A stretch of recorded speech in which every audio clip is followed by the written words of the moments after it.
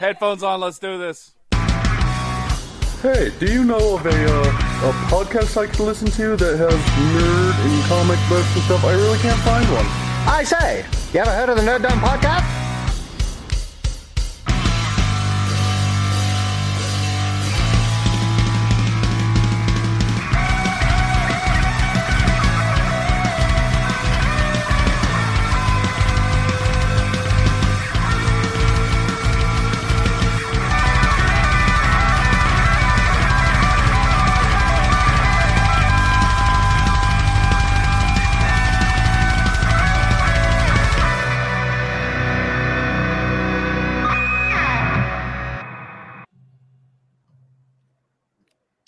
Hello, everybody, and welcome to the Nerd Dome Podcast, episode 257. I am your podcaster without fear, Luke, and today I am joined with someone. Classic Chris Hoffman. Oh, God. We did it. No. That's how you would get all three of you at the same time. So time that from your pause until all of us started talking at the same time. That's how long it takes for us to be politely quiet for everyone else. Love it. You better just call on us, dude. Go ahead, Chris. It's classic Chris Hoffman from Validity Studios. And Andrew. And it is the alliterative Andrew from Validity Studios. And then that other guy. Uncanny Rhino from here. From here. You found him. He's here. Oh, man. The thing is, I've always been wanting to ask you is like, how long did it, Luke, did it take you to learn that guitar riff in the intro? At least 30 seconds of texting my little brother and saying, hey, can you just do this? And he said, yeah, sure. So that's where that came from. He actually went back because he was like, what kind of vibe are you guys going for? And I was like, early 90s Saturday morning cartoons. So he listened to the old Spider-Man one, the old Iron Man, the old Fantastic Four, the old X-Men, and he was like, this is what I came up with. And I was like, perfect, a million times better than I could ever do. It's pretty rad. Yeah, it's awesome. How you guys been? How's your week been? Been good. I watched a couple movies this week. Which ones? Body Bags and Trick or Treat. Oh, Trick or Treat is fantastic. I've never heard of Body Bags. It's John Carpenter anthology. It is. It was one of those, if you were a John Carpenter fan back in the day, it was one of the videotapes you had to get because it's this weird anthology movie. It has 3 horror movies in it. Mm-hmm. Go ahead. And the last one has Mark Hamill as a baseball player whose eye is replaced with he loses an accident that it's replaced by a criminal's eye, and it drives him crazy. And it has a very upsetting scene in it that involves Luke Skywalker that forces me not to recommend that picture. Trick or Treat was indeed a treat. Yeah, that was a lot of fun. How many years in a row on Halloween did we put that on, Ryan? I don't know, but I do remember the first year that we watched it, and because I was like, this looks dumb. And I was like, just wait. And then I loved it. Sam is a great character to come out of that, and I'm shocked that there hasn't been some sort of media animated short, something that came from that character, because he's a horror icon now. There was a time I was at the Las Vegas comic book convention, and there was a guy who was dressed up as Sam, and he got to the table, and then he looked at our table, and then he started getting closer and started getting closer. So I was like, and I went behind our screen, one of our banners, and the neighbor looked at me and he goes, give him a piece of candy. We have candy at our table. Always we have candy at our table. And I was like, oh, duh. So gave him a candy, and he reached out his hand, put the candy in there, and he walked off, and it was like, rad. That was so much fun. That's awesome. You learned the lesson. Yeah. I remember when I first saw the trailer for Trick or Treat was when I went and saw 300, and that was in 2007. And I was like, okay, when's this movie coming out? When's this movie coming out? And it came out 2 years later. And it's like, usually when you get a trailer in a movie, then it's like the summer or Christmas, whatever the next big season is. And this thing was like 2 years away that I remember like, okay, it's got to be coming out around Halloween. Oh, it didn't. And then you forget about it until the next Halloween. And I'm like, oh, it's going to cut. Oh yeah, I forgot about that. Yeah, no, it's not here. Like it disappeared. And then I remember seeing it on like Blu-ray or DVD. And I was like, oh, okay. Awesome. I missed that. If the internet is to be believed, there's a rumor that the delay had something to do with Superman Returns flopping at the box office. So Warner Brothers was having a problem with they were scared to put out the movie because Bryan Singer is one of the producers on that movie and like vouched for that movie with Warner Brothers. And then also Warner Brothers was like, there's a whole bunch of kids that die in this movie, so maybe we don't want to put this out. And right. So that apparently that's rumor mill stuff that I don't know. There's no verified source. I mean, we can just add this to the list of movies that was ruined by the Bryan Singer making the Superman movie. We've got the actual Superman movie, X-Men Last Stand, and now Trick or Treat. Yeah, it just keeps It just keeps piling up over here. Body count from that show. Right. Oh man. But Ryan, how was your week?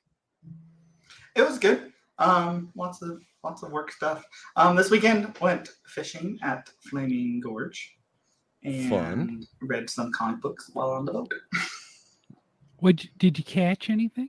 No, nothing was caught.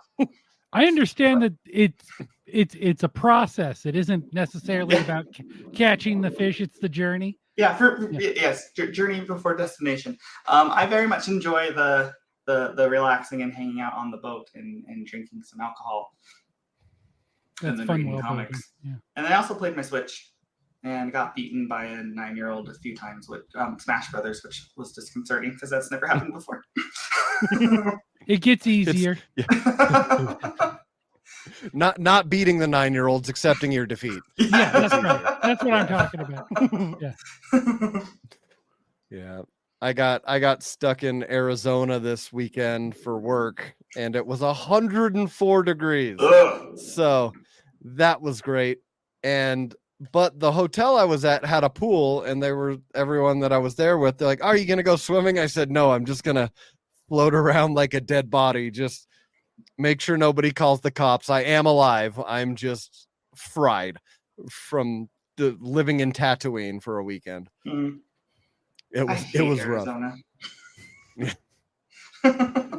And they're like, "It's 40 degrees in Flagstaff," and I'm like, "Cool, that's not Phoenix. Can we go to Flagstaff, please?"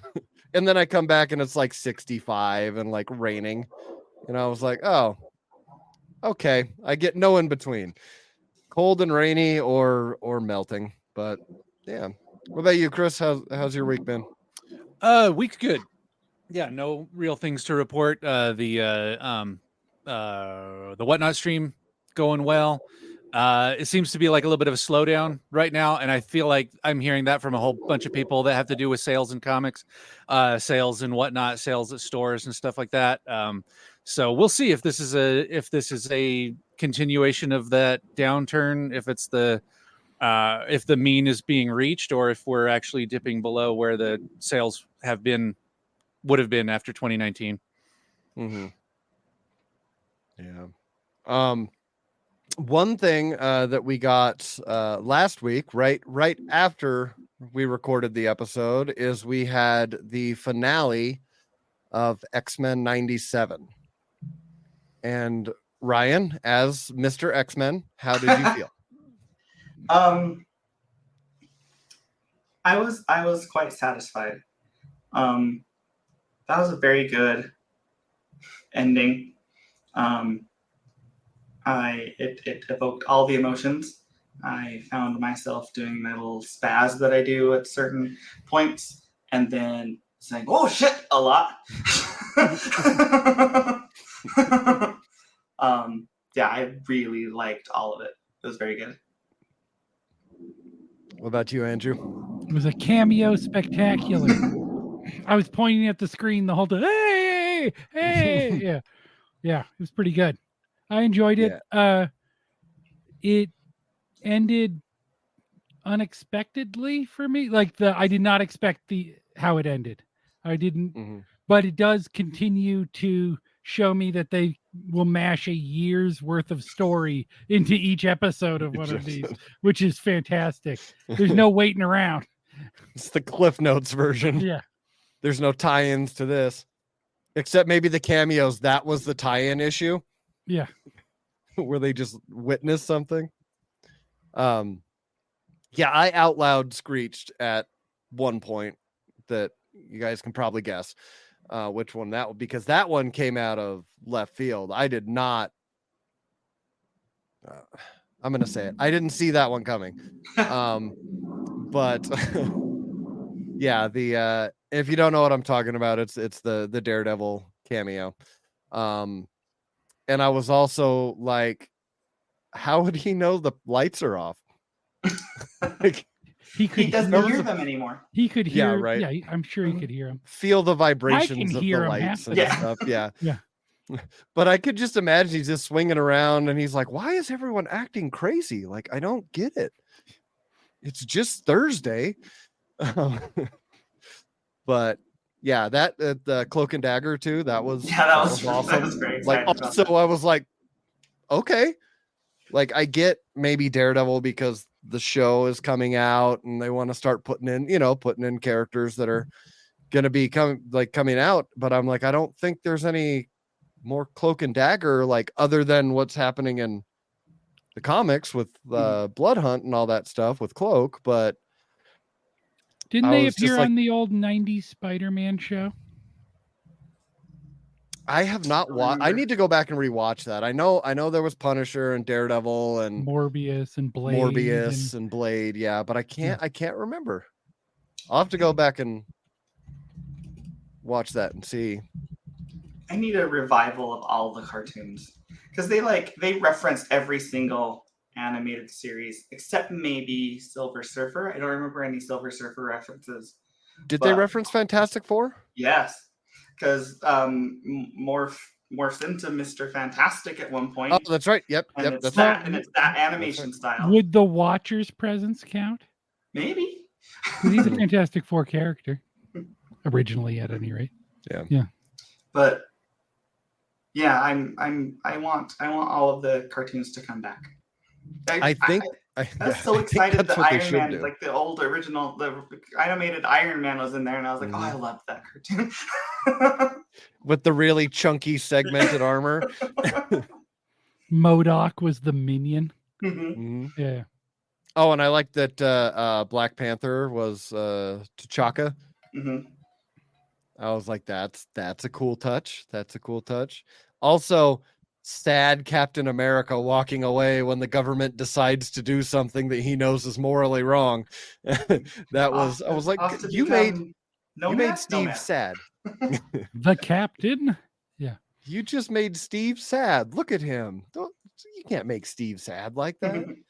But yeah, no, I thought it was great. My daughter tried to leave the room when the credits were rolling because at the end of the credits, every single time, how they're doing like the character models spinning around and they click on them, but they never click on Wolverine and they never, there's always two left. And every week, she's like, they're going to do it this week. I'm like, they're not.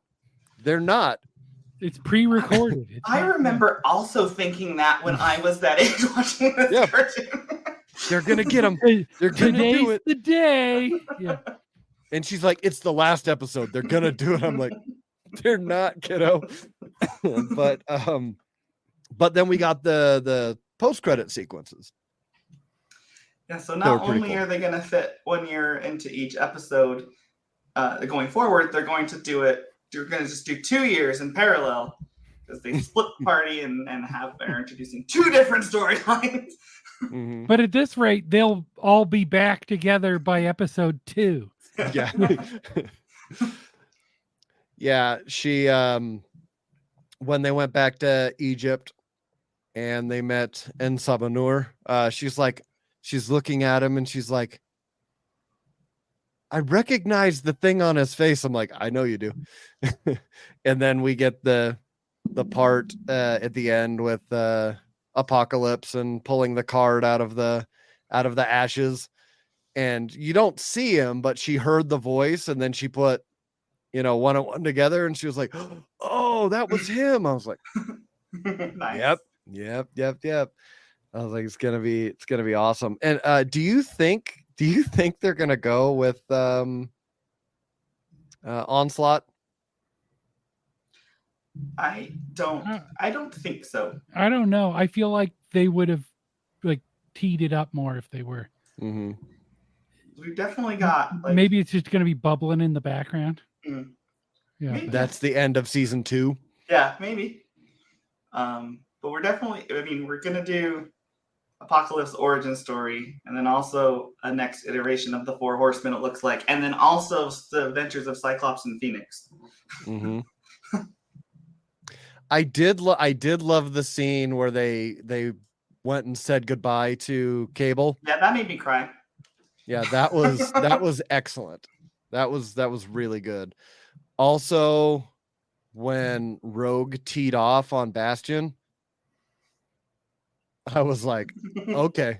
And I look over at my daughter, who's bouncing with excitement. And then when she stops, she's like, "Why are you stopping? Keep hitting him." And I was like, it's probably a smart idea, but and then she got really excited when Sunspot went out there and started blasting away. Yeah, she really likes Roberto now. And I think that was a great character for them to choose to be that new entry point of view character, the new Jubilee. Because it leads into some a spin-off New Mutants show, which would be awesome. I would love that. I had so much anxiety when Nightcrawler was fighting Bastion. Oh, like, yes. You're like, no.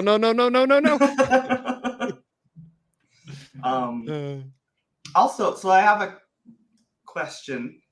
When on the previous episode, or maybe this one, when Jubilee gets sucked out and of the asteroid M, and Sunspot goes after her, and they end up landing on the moon. I haven't taken the opportunity to do so, but I was like, that looks different than Are they the last on the time. moon? I thought they were just on the outside of the asteroid. I felt like they landed on the blue area of the moon part where like they had the Phoenix battle. See, I thought that's where Rogue and Bastion were fighting. Yeah. Oh wait, maybe I'm getting 2 scenes confused. Yeah, because they just went straight into the atmosphere when Jubilee got sucked out. Oh, that's right. That's what I thought. I thought they just went straight back down to Earth. But yeah, when Rogue punched you're right. Bastion into the ruins, I was like, oh, hey. Yeah. Those ruins looked different to me than last time. And they also looked, I remember thinking, I was like, those look really like Apocalypse-ish with the face that was there. And I'm like, I don't remember it looking like that when they did the Phoenix battle. But I was pretty sure they were meant to be on the moon. Where they landed reminded me of that island where Magneto was living in the X-Men comics, and Lee Forrester and Cyclops washed up. Yeah. It kind of looked like the Cthulhu Island that Dave Cockrum drew. Yeah. One of my other favorite podcasts, Jay and Miles Explain the X-Men, they refer to that place as Octopusheim. Yes. And that's what they is in my brain. I'll call it Octopus Time. The second you said Lee Forrester, it made me think of Jay and Miles Explain the X-Men, because they go off on about how much they love Lee Forrester. But But yeah, I kind of going back to, I think they will, again, with the reception that X-Men has received, I think they would be stupid not to, maybe not necessarily bring back every 90s show, No, I think but they do too. but pursue, it would be awesome, but I mean pursue more animated versus say like maybe slow down on the live action and ramp up the animation. Because it's like you X-Men just proved you guys can do it correctly. You're Disney. You should be great at animation. And that has been Marvel's lacking point against DC in the animated stuff, because the DC animated stuff has been phenomenal for a long time. Yeah, and it's like you're Disney, guys. Isn't that your bread and butter? Why are you trying to fix what's not broken? So hopefully this will jump into that, because then I think animated wise you're able to do a bigger variety of comic stories, a bigger variety of comic characters. You can do a Power Pack cartoon. They could do a Man-Thing cartoon, like, that are a lot easier to do than say like a live action version of that. So do that, man, and just keep pumping those out. I'd rather like Disney Plus, like, occasionally a TV show, because obviously I want Daredevil Born Again, but some more She-Hulk. I really like. Yeah, and some more She-Hulk, absolutely. But maybe use Disney Plus as more of the animated platform and you don't need to do animated shows. You could do animated movies just like DC does, like the Teen Titans movies and the Batman movies. They're all good. So I would like to see Disney Plus push the animated stuff on that platform and then leave the majority of the live action stuff to the theaters. That's just my take on it. But I guess kind of speaking of that, there was some news about Daredevil Born Again. That was like the first part of the news story. I was like, yay. And then the second part, I was like, So apparently they showed the trailer behind closed doors and of all the Disney execs, and they were all pumped about it and they were all super hyped and they say it looks great. But of course, that's what they're going to say. They're not going to say this was dog shit. But originally we were told that Daredevil Born Again was going to be 18 episodes, and they were going to be released 9 episodes and then, a break and then another 9 episodes. It has now been cut to only 9 episodes. So they took half of the episodes away.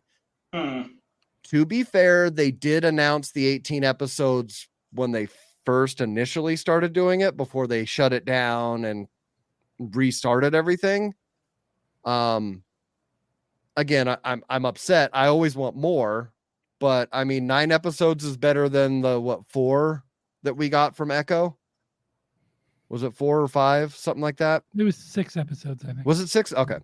So it's better than that. I mean, it's less. I was at least hoping we'd get like the 12 or 13 that we got from the Netflix show, but I'm like, I don't know, maybe some are longer. I don't know any of that information yet, so I can't really judge it. I just was disappointed that I was like, cool. I was so hyped next year to get 18 episodes of Daredevil. But if cutting it down to 9 means that he's going to show up in the next Spider-Man movie, I'm fine with that. So you're on notice. Born Again. Yes. You're on notice, Disney. If you don't give me 18 episodes of Daredevil, he better be in Spider-Man 4 with Wilson Fisk, because then I will be appeased. And that's their main goal, appeasing the guy who does a podcast. But yeah. Okay. Next thing I had, so they kind of teased a while back that Greg Capullo was going to be working on a Wolverine project, and they announced the rest of the details. It's going to be called Wolverine Revenge. It's going to be written by Jonathan Hickman. So, I mean, there's some stuff of Hickman's that I like, but the majority of it gets bogged down a little bit. Like when I'm reading, I get tired reading. I didn't really like his Avengers stuff that he did a few years back. The Krakoa stuff was good. It was confusing at times, trying to figure out what's going on. But Half the fun. yeah. And you read every title. I just read like X-Men. Oh, that's why it's confusing. You're only reading an eighth of the story. Right. But that's why we need to be on the same reading schedule. So when I read it and I have questions, I can just call you and you can fill me in with what's going on.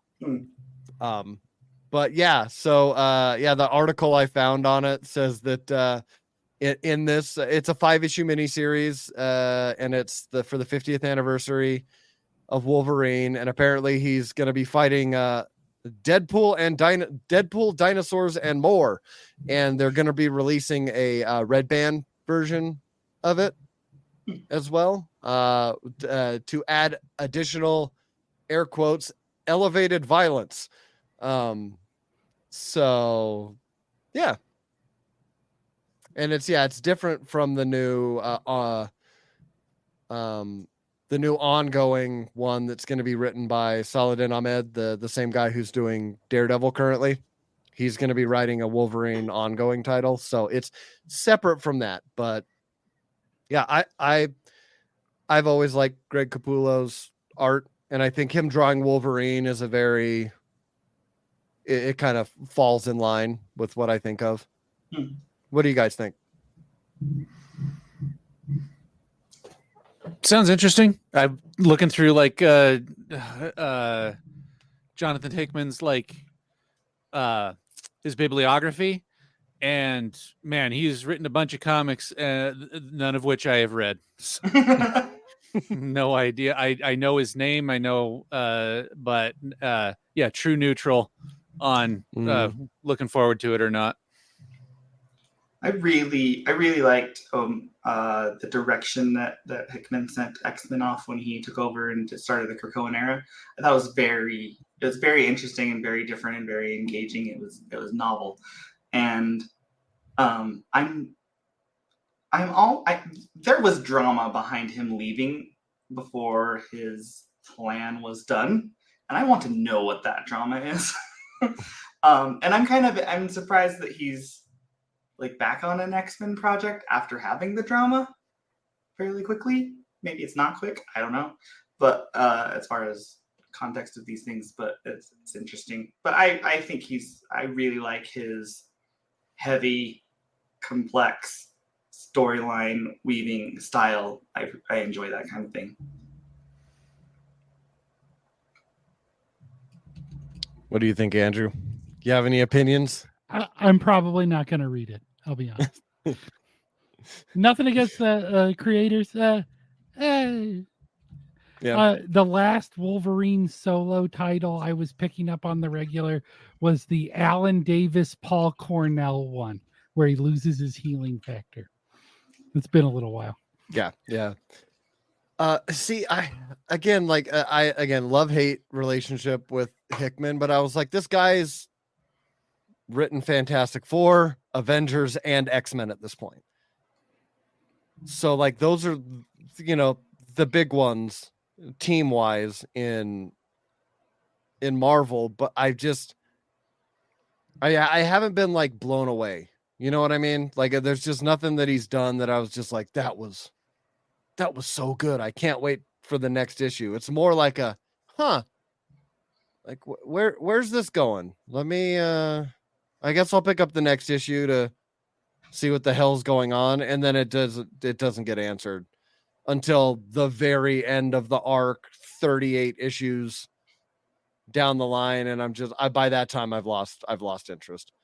So that's my feelings on it. But again, maybe a 5-issue. I'll give that a shot because there's a distinct start and a distinct end on it. It's not an ongoing series where he can drag out a storyline. So maybe We'll see. Andrew, this one's for you. My Adventures with Superman season 2 is set to premiere on the 25th of May, which is Saturday of the week that we're Hey. recording this. That sounds great. I don't think I knew that. Are you excited? Yes. Like I said, news to me. That sounds fantastic. I really enjoyed season 1. I should have kept up on that.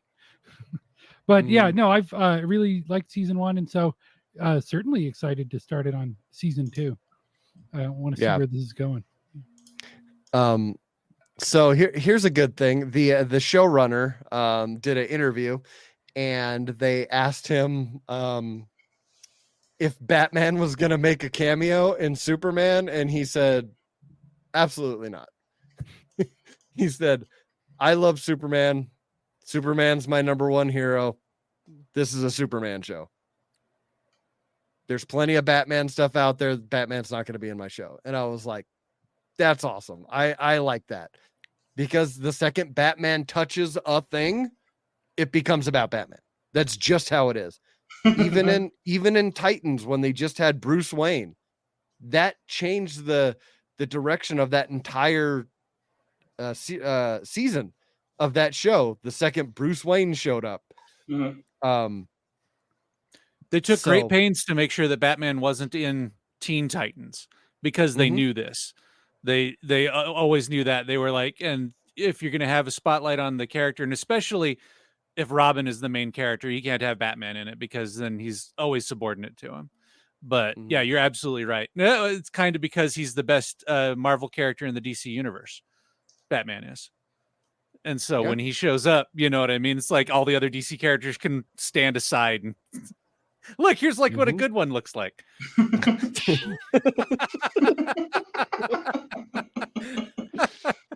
There you go. That's quite the dissenting opinion.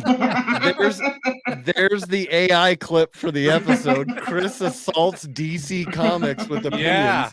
Yeah, with their own character.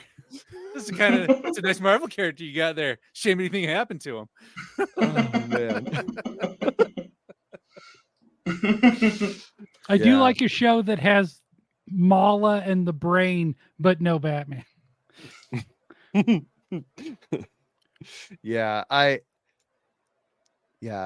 I've really enjoyed the Superman one. Like, it's got that anime twist to it, that style, but it's not fully that way. But it's just been great. I just love the way they're doing Lois, the way they do Jimmy. Jimmy is the conspiracy theorist is like my favorite thing, that he listens to podcasts about all of these things. I love it. Like, that was great. And I cannot remember the character's name. He's the sports reporter that Jimmy gets sent out with. Steve Lombard. I really hope they bring him back, because like the one episode he was in where he had his like rules of success, it was so great. I'm like, just keep bringing that character back for like little bit parts. That would be fantastic.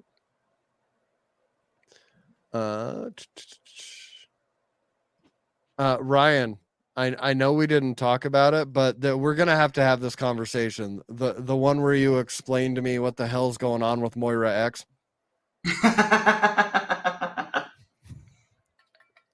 Is that right now? I may be also eager to hear that. So maybe because I read the latest X-Men issue, and I don't keep up on X-Men that much. I kind of pop in and out, but like my headcanon Moira is the one that's on Muir Island, and she's helping mutants, and she's like a good person. And I read the comics and I'm like, wait, what? What is happening? So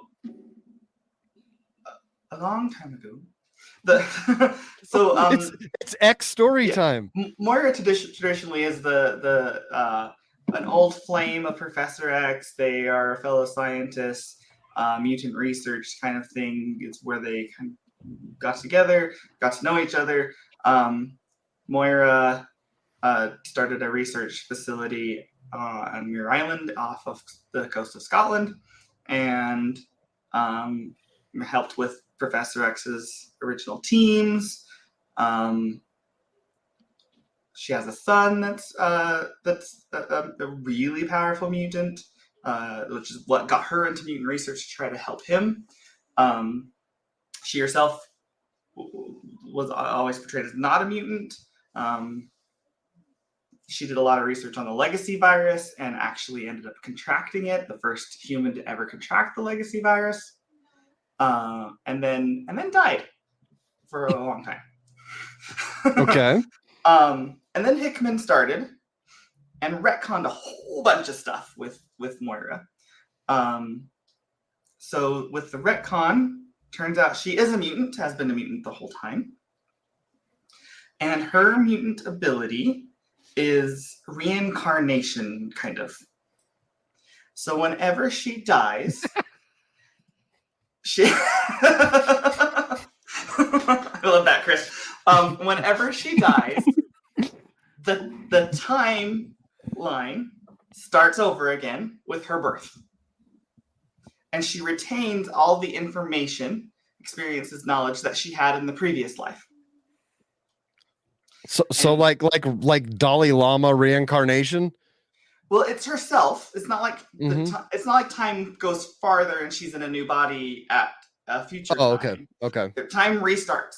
So when she dies, she starts her life over again from birth at the time she was born originally. Like, it just kind of resets. So it's like Groundhog Day, but reincarnation Groundhog Day style. Okay. That's the episode title. Reincarnation Groundhog Day. Or Live, Die, Repeat. Live, Die, Repeat is also very... That's a good movie. Kind of thing. Yeah. It certainly seems like a very situational power. Not very helpful in combat or... Yeah, it's like Cypher. Shouldn't be fighting. Yeah. So she's called Moira X because this is the 10th life that she's lived. And it goes through a lot of really interesting detail and information about what happened in her previous lives. Her goals change over time, in that she wants to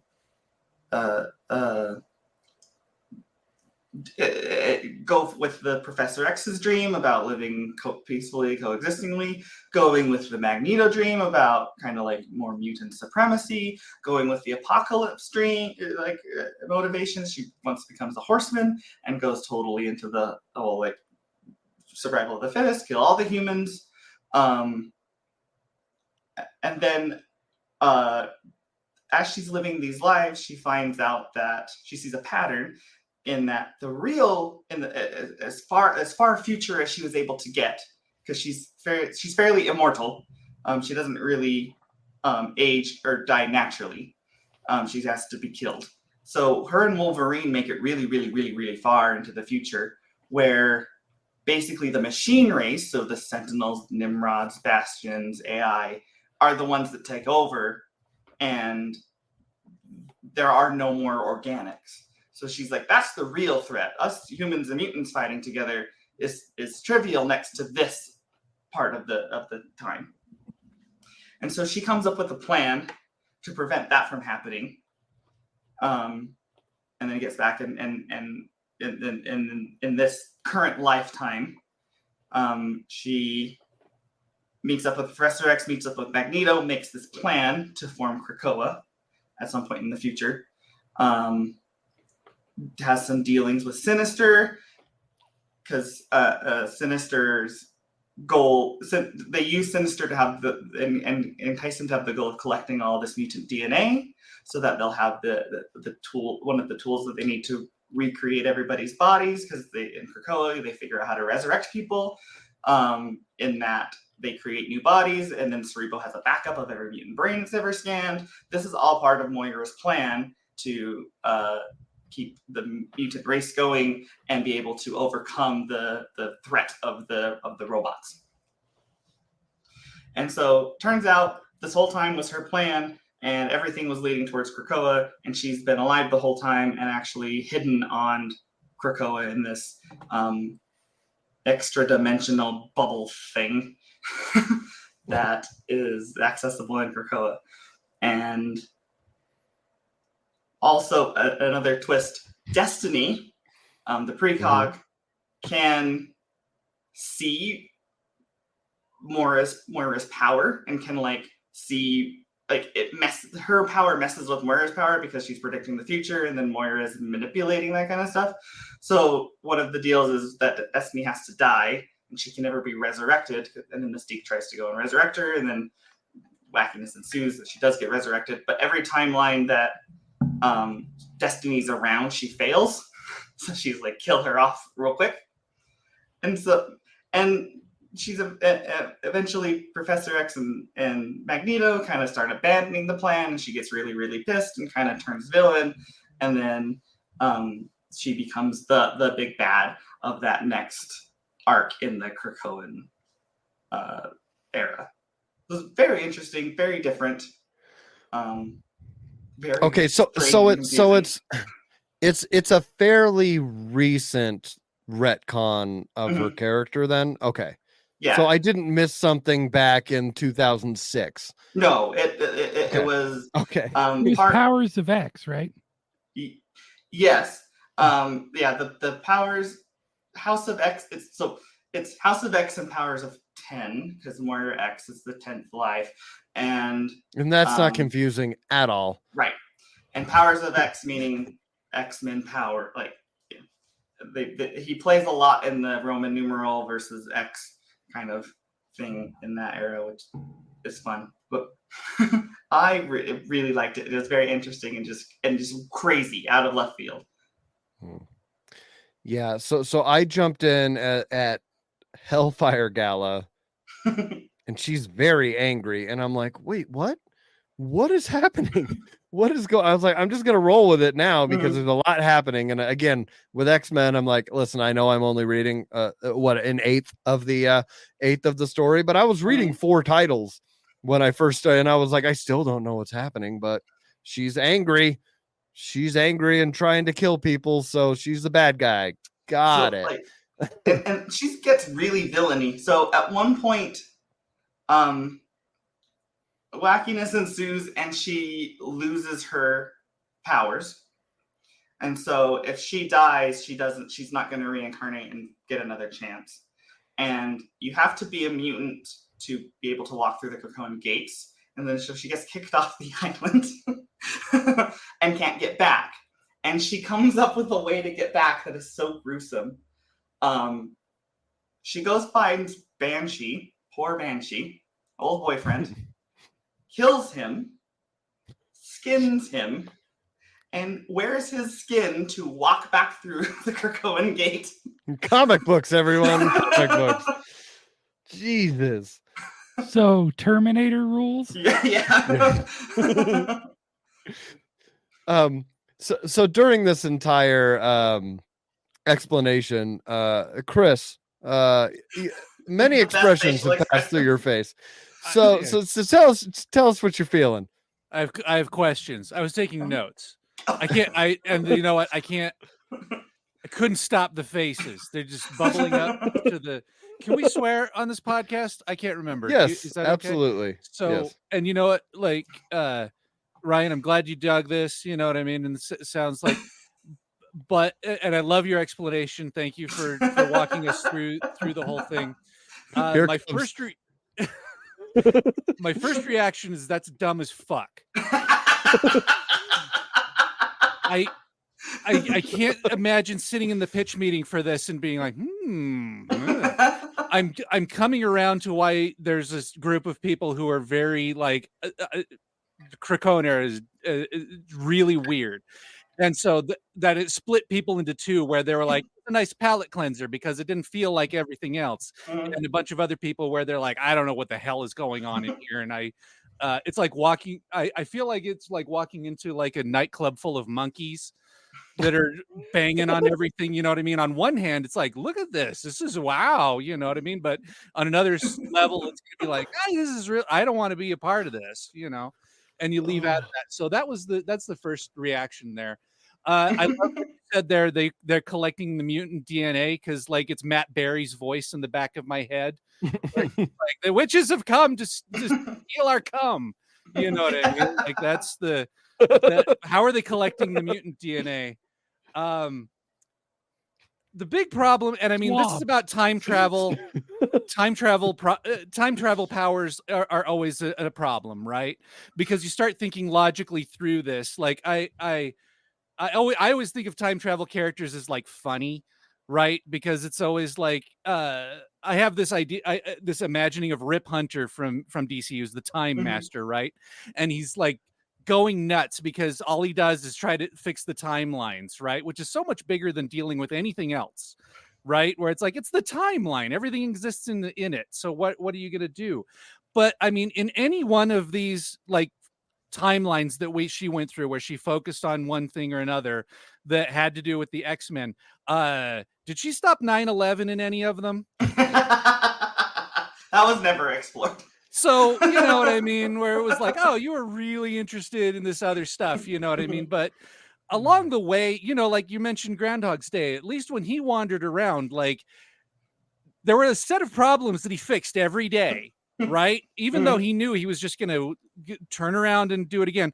And as a matter of fact, I heard in a interview with the guy who plays Ned Ryerson in that movie, he talked to Harold Ramis, because like one of the things about that movie is like how long was Phil in Elk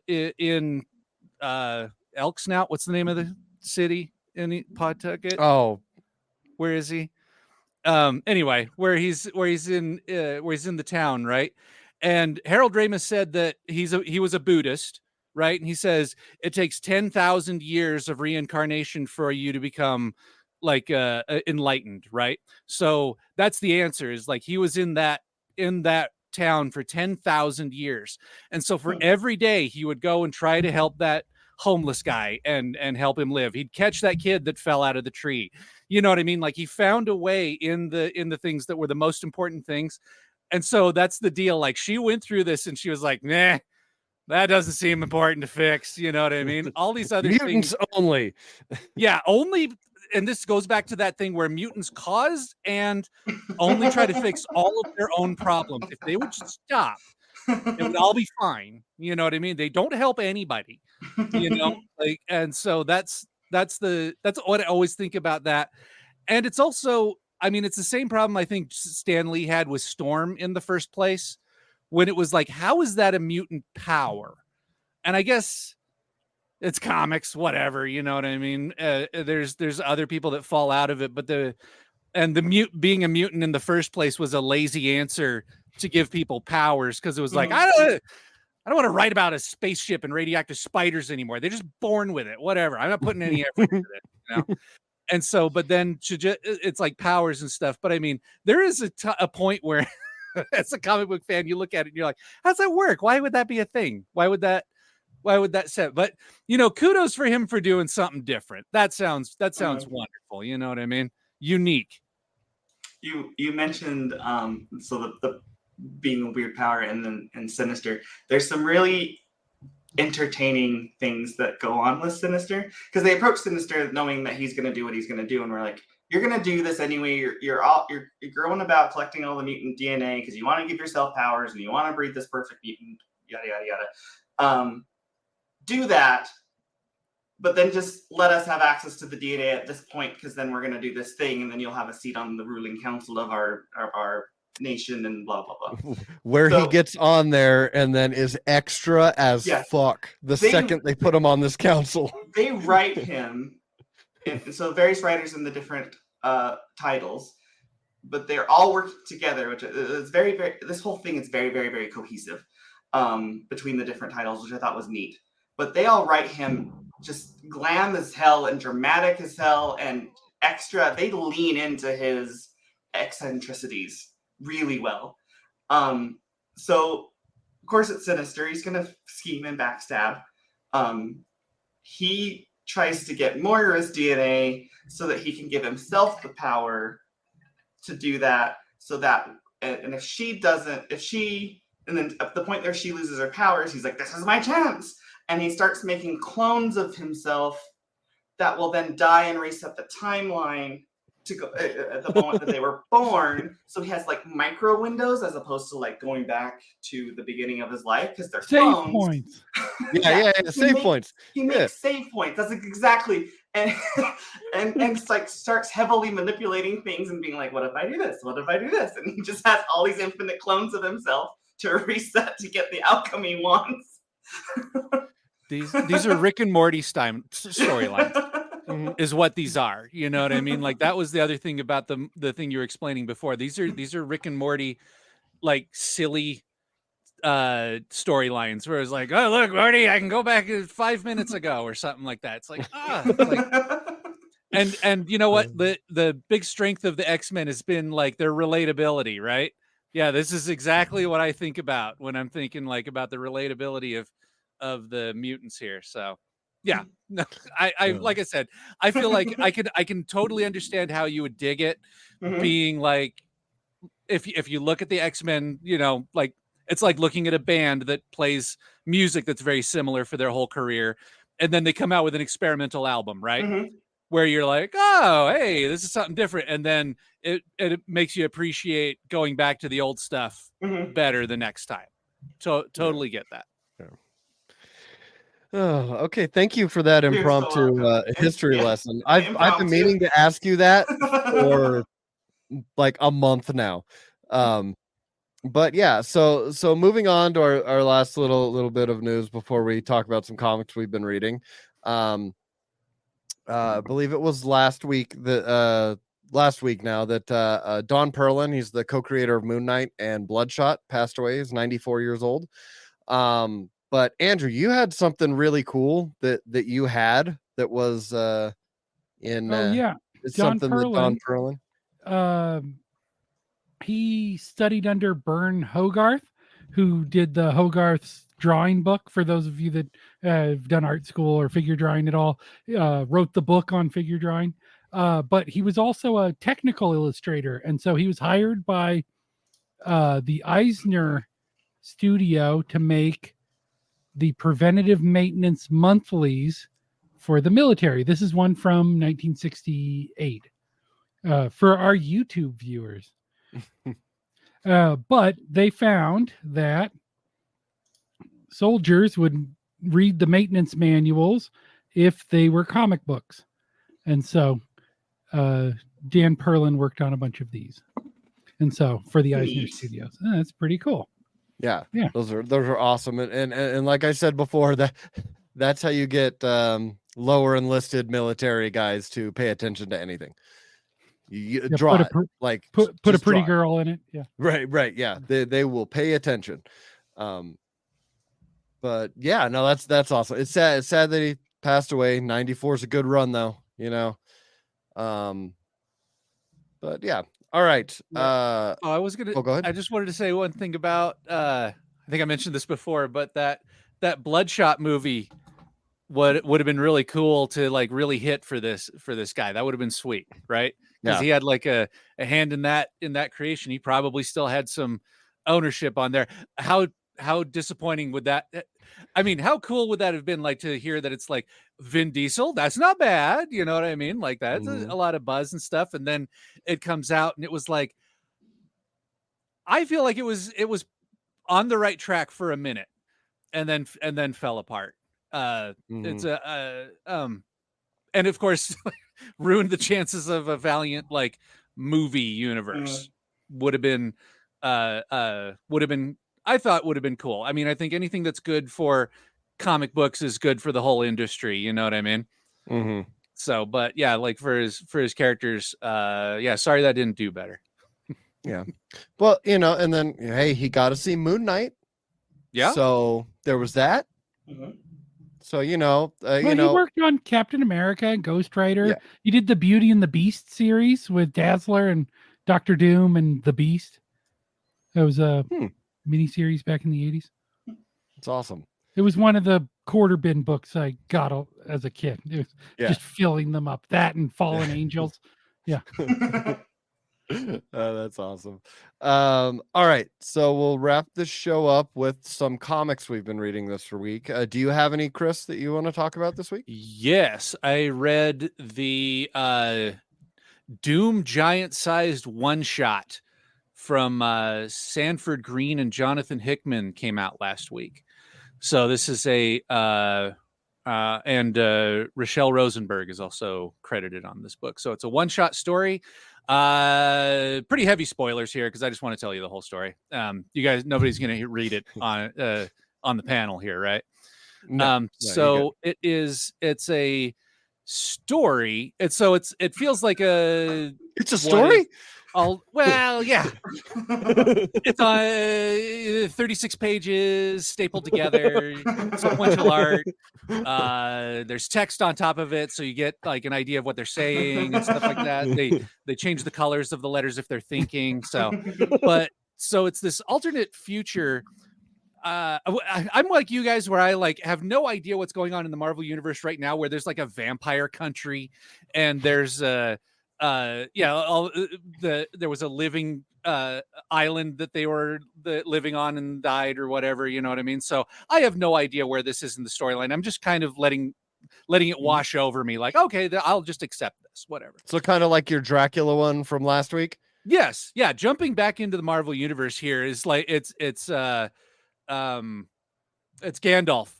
right? I have no memory of any of this, you know, like I have no idea what's going on. You seem familiar, but you're different. All of these things are the same, but slightly different. They don't call it a quarter pounder in France. So, but this story is it's a far future where the Earth has been destroyed. Dr. Doom decided he was going to go toe-to-toe with Galactus. He creates a huge mech, and this storyline is being told from the point of view of, is it Valeria Richards? Okay. Yep. Valeria, it's all told. The whole story is her catching him up on what's happened since he almost died trying to defeat Galactus. Previously on the universe. Yes, and it goes like that for a long time in the story, where it's like, you know, start at the start of your story, you know what I mean, really? But this was so Dr. Doom, he built a giant suit so he could fight Galactus and take his powers, and it didn't go well for him. And so what ends up happening is that he's like dead. Valeria finds him and brings him back to life. She has also created a giant robot out of Herbie to go and find him out in the universe. And he's half dead. She's like, you know what happened is you tried to steal Galactus's power, and he went nuts after that. The hunger consumed him to the point of madness. So before, there was a way to control him, right? With the heralds and like, hey, try to eat planets that nobody's living on, pal, right? Would that be cool? And he was like, yeah, that's chill, fine. As the madness took over him, he was just like, next planet, blah, you know, and just murdering everything in his path. Of course, the superheroes do what the superheroes do on Earth. They go to fight him, wiped out to the last person, completely destroyed by this unleashed Galactus.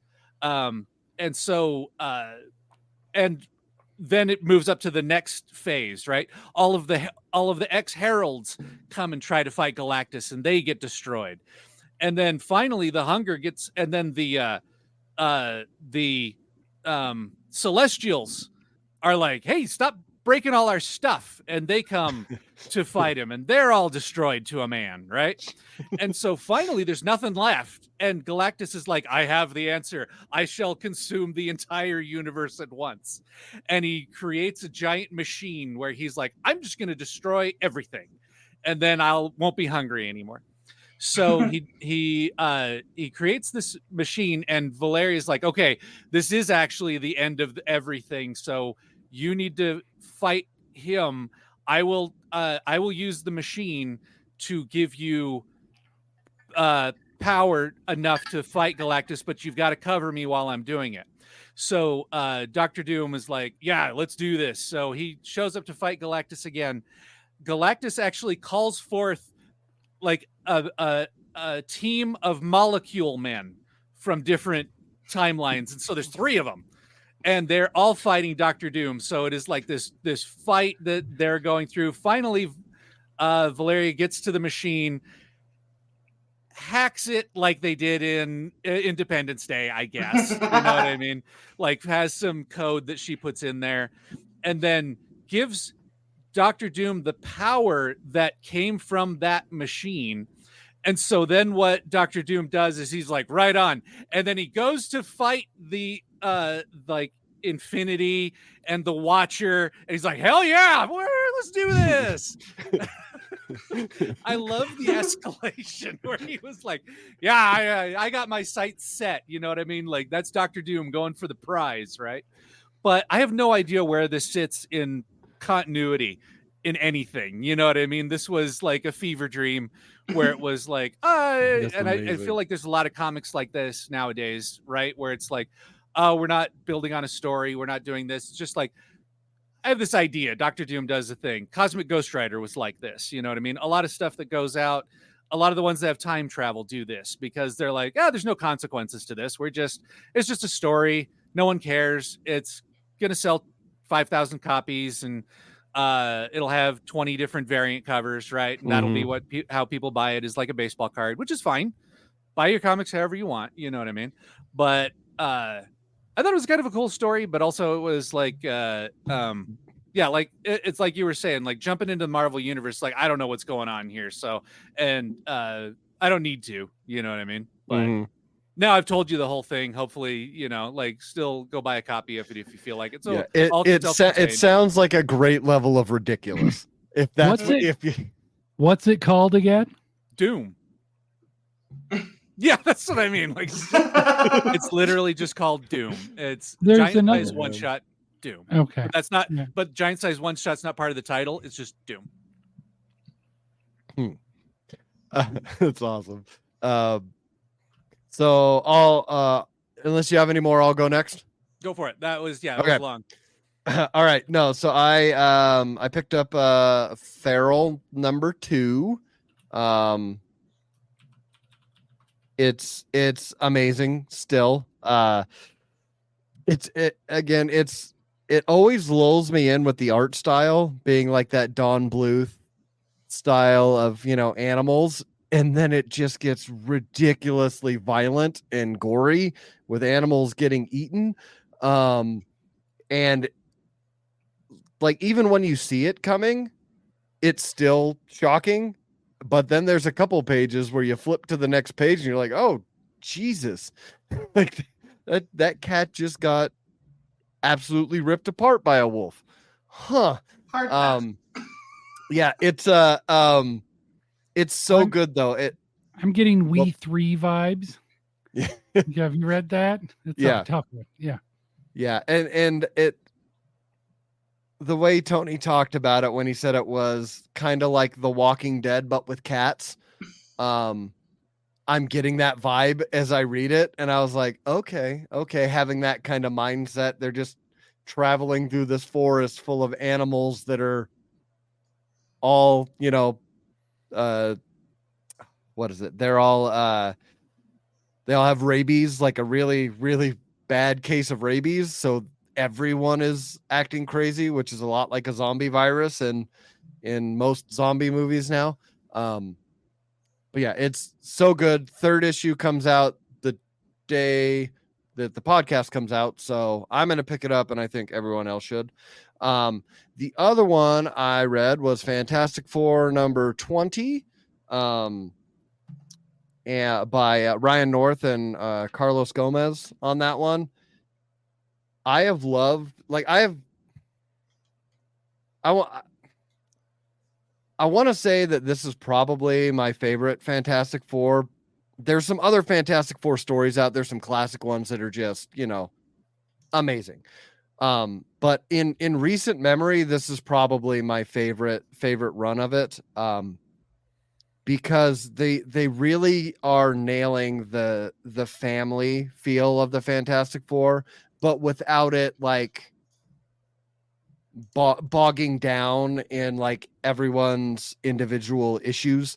But this one is, so they're out in Arizona, the Baxter building got disappeared and it finally came back, but the New York said enough was enough and they froze all of their assets. So they moved to Aunt Petunia's cabin in Arizona. So they're out in Arizona, and this is kind of between like bigger adventures. But in this issue, Ben and Johnny get jobs to help pay, because Alicia's pretty much paying for everything because her assets weren't frozen. So they feel bad and they go get jobs. First job is at a brewery as late night security guys. And Johnny, of course, gets bored and starts like making fire mustaches on Ben. But, you know, it's a brewery with compressed gases and things that could explode. So they get fired. And then they end up getting, they say, we're not working together anymore. You get your job. I'm going to get my job.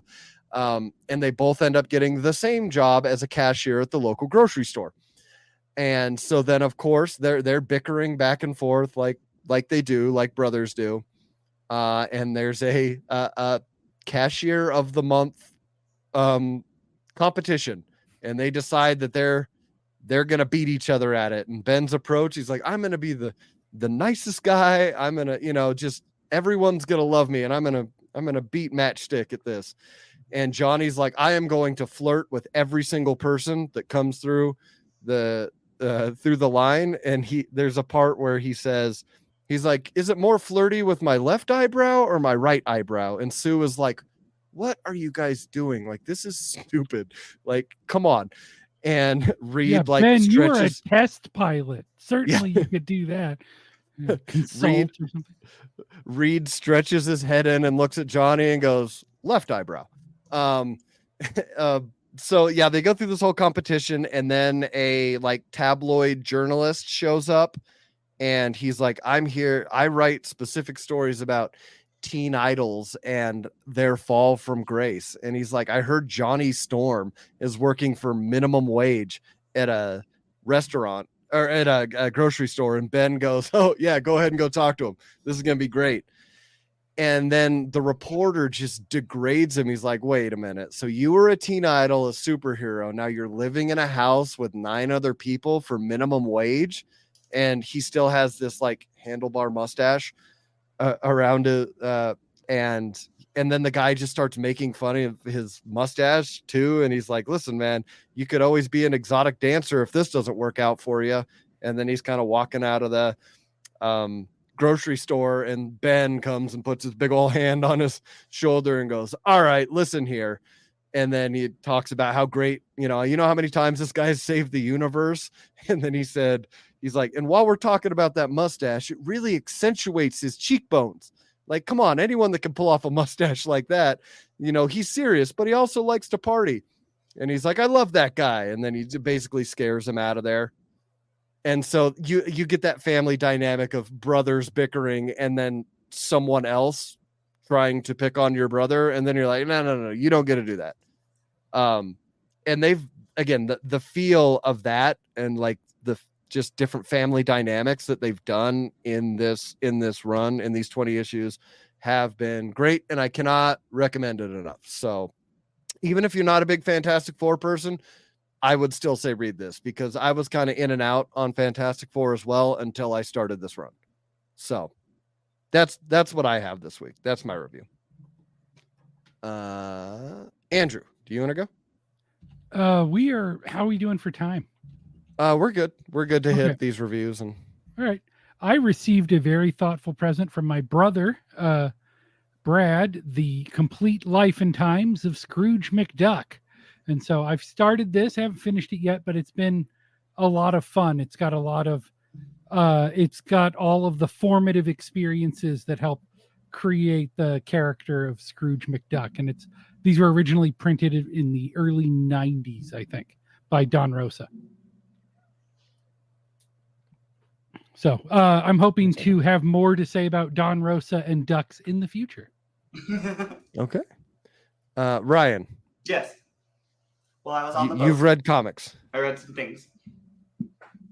So, if you recall, the latest game I was obsessed with before I started playing the game I'm obsessed with now was Midnight Suns. Loved that game. And as all good Marvel things are, there was a tie-in comic, kind of, to promote the thing. So this comic came out in late 2022. It was a 5-issue miniseries, Midnight Suns. And it has the same characters, kind of, as the game. Spoiler, the comic has nothing to do with the game.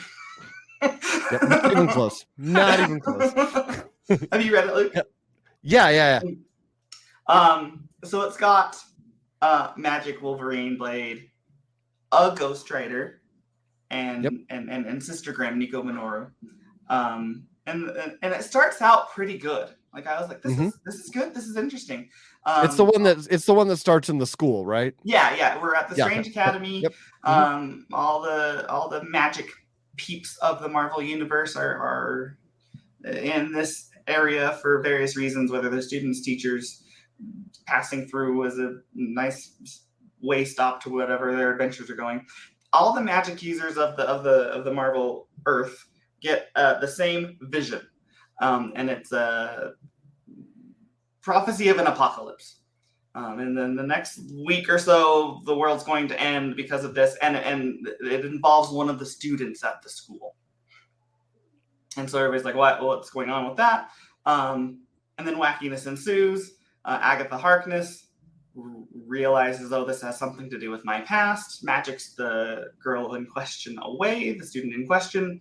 The Vision also names the characters that are the Midnight Suns. The Sorcerer Supreme at the time, who is Clea, bops in and says, hey, the best thing I can do right now, since I know you people are involved, is magic you away so you can't do whatever you're going to do. And that's how I'll prevent this apocalypse. So she zaps them into the dark dimension. And magic can't teleport out of the dark dimension. And then the wheels start falling off. In that, I don't know if this was like rushed to be done or if they were originally having more issues or something. I don't know what happened.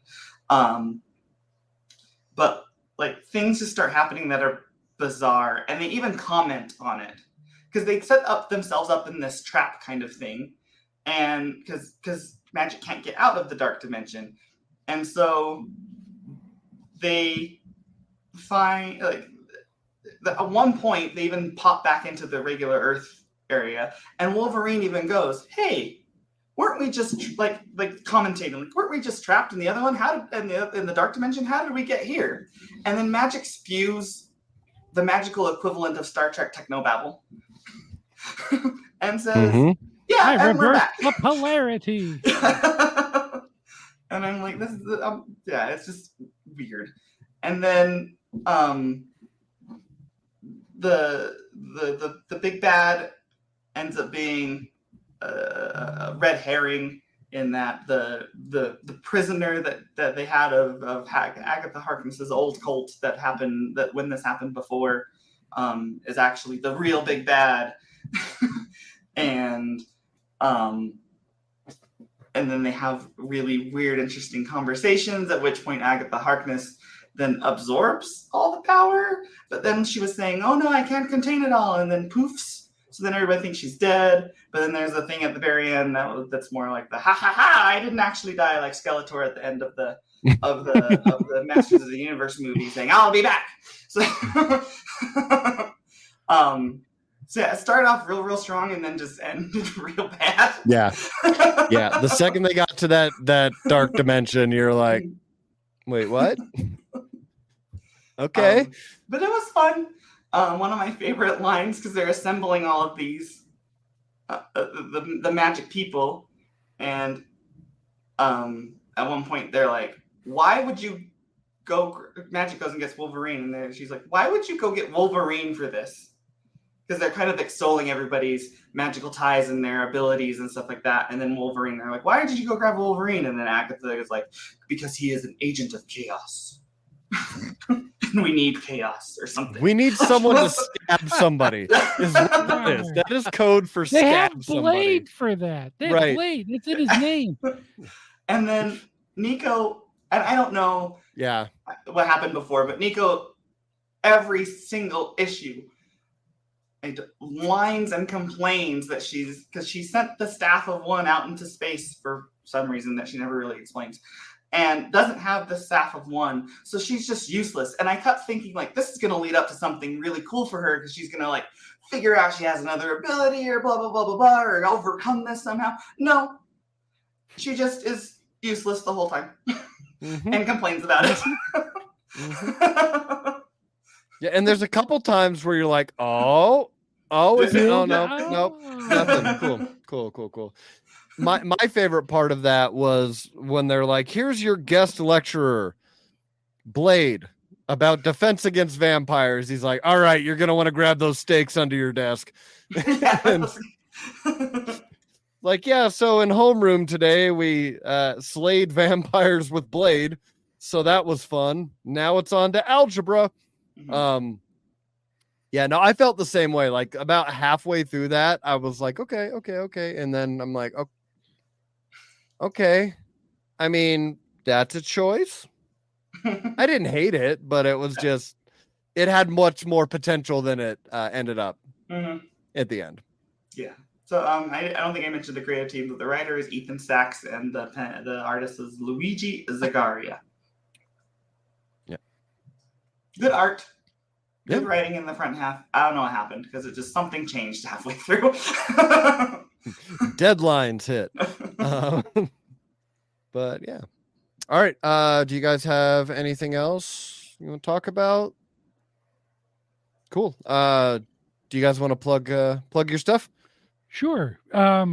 You can find us on the internet at ValidityStudios.com, on Whatnot every Monday for live drawing with Chris Hoffman, and every Wednesday for new episodes of the Nerd Dome podcast. Yeah. Yeah, guys, thanks for listening. If you have any comments or questions, you can either leave them on any of the posts where we post this up, on Instagram, on our Discord, wherever, and we will all see it and either answer you there or toss it in the next episode. And yeah, so thanks for listening, everybody. Ryan, Don't forget to subscribe. you may now exit the dome. Fuck responsibility. I can see the whole time. Hey, Elijah. I don't know what I'm supposed to say here. Bye, everybody.